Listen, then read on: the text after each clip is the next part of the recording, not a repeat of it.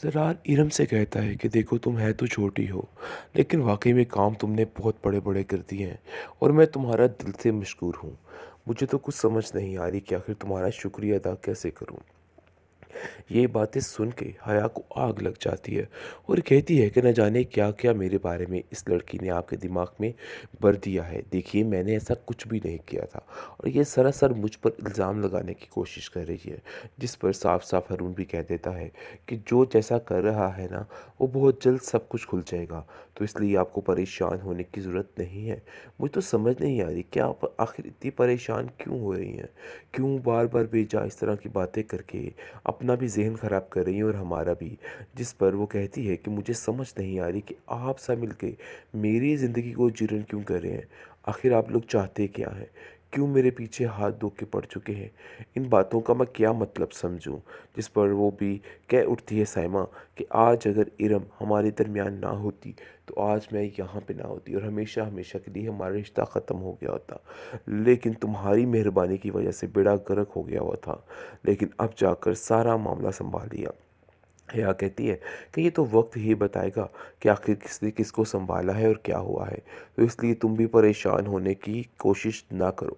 सब कुछ ठीक हो जाएगा और मुझे इस चीज़ का पूरा पूरा यकीन है। इसलिए परेशान नहीं होना है, बल्कि इंतज़ार करना है अच्छे वक़्त का कि आखिर क्या होता है और क्या नहीं होता। क्योंकि ये सारी चीज़ें मुझे खुद समझ नहीं आ रही। आखिर क्या तमाशा है और क्या नहीं है। लेकिन जी आप देखेंगे कि बहुत जल्द रिफ़त भी इस घर में मौजूद होगी, क्योंकि जिस तरीके से उसको निकाला गया था, ये खुद माफ़िया मांग कर उसको वापस लेके आएगी। क्योंकि ये समझ ही नहीं पा रही कि आखिर उसने क्या कर दिया है। अपने हाथों से हर चीज़ को तबाह फना करके ये अपने आप को बड़ा तीस मार खान समझ रही है। वो जानते हैं हया किसी की सगी नहीं हो सकी और किसी भी तरह से किसी को सुकून से नहीं रहने देगी। इसलिए वो तरह तरह की कोशिशें करती रहे। हया इरम से कहती है कि अगर तुम ये समझ रही हो कि तुम मेरे साथ मुकाबला करके जीत जाओगी तो ये तुम्हारी बहुत बड़ी भूल है। मैं इस खेल की पुरानी खिलाड़ी हूँ और मुझे पता है कि कौन सा निशाना कहाँ पर दे मारना है। जिस पर वो उसको कहती है कि आप भी फ़िक्र मत कीजिए, मैं भी काफ़ी ज़्यादा ट्रेंड हूँ इन मामलों में और मैं आपके साथ ऐसा करूँगी कि फिर देखना। क्योंकि अब मेरा एक मकसद तो कामयाब हो गया और बस अब रिफ़त भाभी इस घर में आएँ और मेरा वो भी मकसद हल हो जाएगा और बहुत जल्द ये सब कुछ हो जाएगा।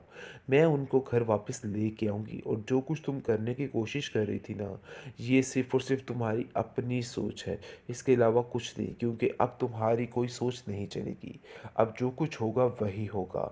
ज़रार काफ़ी ज़्यादा खुश है और कहता है कि अगर इरम हमारे दरमियान ना आती तो कभी भी हमारा मामला ठीक ना हो पाता। हमें इरम का शुक्रिया अदा करना चाहिए। लेकिन ये बात हया को बिल्कुल भी बर्दाश्त नहीं हो रही, क्योंकि उसको पता चल चुका है कि ये सब लोग इरम को ही बहुत ही अच्छा और बहुत ही सही समझ रहे हैं। लेकिन जी आप देखेंगे कि वो कहती है कि मुझे तो समझ नहीं आ रही कि आखिर ये मामला क्या है और कैसे ये सब कुछ ठीक होगा। आखिर किस तरह इन सब चीज़ों को मैं हैंडल करूँ, मुझे तो इन चीज़ों की समझ नहीं आ रही। जिस पर आप देखेंगे कि मुबारक मस्तूर कहती है कि अब तो मुझे ऐसा लग रहा है कि आहिस्ता आहिस्ता सारे मामलात संभल रहे हैं, सब कुछ ठीक हो गया है। जिस पर ज़रार कहता है कि इसका क्रेडिट सिर्फ़ और सिर्फ जाता है तो इरम को, हमें इरम का शुक्रिया अदा करना चाहिए जिसने हम सबको एक करने में हमारी मदद की है। तो इसलिए बेहतर यही है, खुदा के फ़ैसले बड़े बेहतरीन होते हैं। आगे से हिया कहती है तो आप लोग मुझे ज़लील करने की कोशिश कर रहे हैं। जिस पर वो सब कहते हैं कि हम तुम्हें ज़लील नहीं कर रहे, बल्कि तुम्हें तुम्हारा आईना दिखा रहे हैं कि तुम्हारी असली चेहरा कौन-सा है, ताकि तुम्हें इल्म हो जाए और तुम इन सब हरकतों से बाज़ आ जाओ।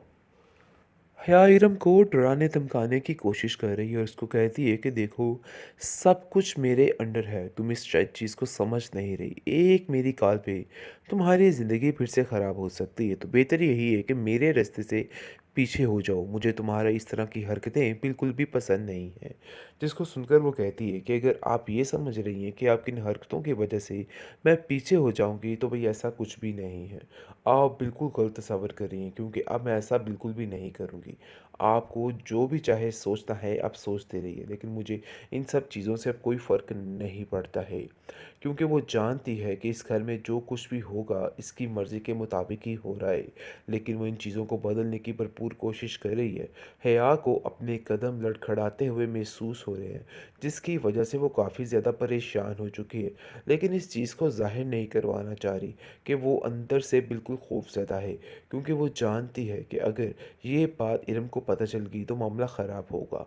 वो साइमा से काफ़ी ज़्यादा अटैच होने की कोशिश करती है और कहती है कि मैं आपके लिए कुछ भी कर सकती हूँ, जिस पर वो उसको दो टोक जवाब देती है और कहती है कि खबरदार, तुमने आइंदा से कोई भी ऐसी बात करने की कोशिश की, क्योंकि अब मैं तुम्हारी एक नहीं सुनूंगी। तुमने जो कुछ करना था सो कर लिया। अब तुम्हारी बातों का मेरे ऊपर कोई असर नहीं होने वाला है, और ये बात तुम भी अच्छे तरीके से सोच लो, क्योंकि ये सारी हरकतें अब सिर्फ़ और सिर्फ़ तुम ही करो। अब मैं तुम्हारी बात का यकीन नहीं करूँगी, और अगर तुमने कुछ करने की कोशिश की तो सब ख़राब हो जाएगा। दूसरी तरफ रिफ़्फ़त का इस घर में इंतज़ार किया जा रहा है, क्योंकि अब जाकर हया की सारी चालें तकरीबन सबको समझ आ चुकी हैं, सिवाय माँ जी के, क्योंकि अब वही है जिसको इस बात की समझ नहीं आ पा रही कि आखिर चल क्या रहा है। बाकी सब इस चीज़ को बड़े अच्छे तरीके से समझ चुके हैं कि मामला ख़राब करने वाली कौन है और कौन ये सब कुछ कर रही है, क्योंकि वो जानते हैं हया किसी की सगी नहीं हो सकी और किसी भी तरह से किसी को सुकून से नहीं रहने देगी। इसलिए वो तरह तरह की कोशिशें करती रहती है। हया इरम से कहती है कि अगर तुम ये समझ रही हो कि तुम मेरे साथ मुकाबला करके जीत जाओगी तो ये तुम्हारी बहुत बड़ी भूल है। मैं इस खेल की पुरानी खिलाड़ी हूँ और मुझे पता है कि कौन सा निशाना कहाँ पर दे मारना है। जिस पर वो उसको कहती है कि आप भी फिक्र मत कीजिए, मैं भी काफ़ी ज़्यादा ट्रेंड हूँ इन मामलों में, और मैं आपके साथ ऐसा करूँगी कि फिर देखना, क्योंकि अब मेरा एक मकसद तो कामयाब हो गया और बस अब रिफत भाभी इस घर में आएँ और मेरा वो भी मकसद हल हो जाएगा और बहुत जल्द ये सब कुछ हो जाएगा। मैं उनको घर वापस लेके आऊँगी, और जो कुछ तुम करने की कोशिश कर रही थी ना, ये सिर्फ़ और सिर्फ़ तुम्हारी अपनी सोच है, इसके अलावा कुछ नहीं, क्योंकि अब तुम्हारी कोई सोच नहीं चलेगी। अब जो कुछ होगा वही होगा। ज़रार काफ़ी ज़्यादा खुश है और कहता है कि अगर इरम हमारे दरमियान ना आती तो कभी भी हमारा मामला ठीक ना हो पाता। हमें इरम का शुक्रिया अदा करना चाहिए। लेकिन ये बात हया को बिल्कुल भी बर्दाश्त नहीं हो रही, क्योंकि उसको पता चल चुका है कि ये सब लोग इरम को ही बहुत ही अच्छा और बहुत ही सही समझ रहे हैं।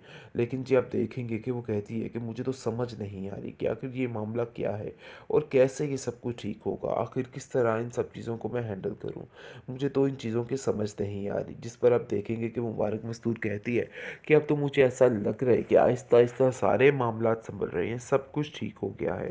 जिस पर जरार कहता है कि इसका क्रेडिट सिर्फ़ और सिर्फ़ जाता है तो इरम को, हमें इरम का शुक्रिया अदा करना चाहिए जिसने हम सबको एक करने में हमारी मदद की है। तो इसलिए बेहतर यही है, खुदा के फ़ैसले बड़े बेहतरीन होते हैं। आगे से हिया कहती है तो आप लोग मुझे ज़लील करने की कोशिश कर रहे हैं। जिस पर वो सब कहते हैं कि हम तुम्हें ज़लील नहीं कर रहे, बल्कि तुम्हें तुम्हारा आईना दिखा रहे हैं कि तुम्हारी असली चेहरा कौन सा है, ताकि तुम्हें इल्म हो जाए और तुम इन सब हरकतों से बाज आ जाओ।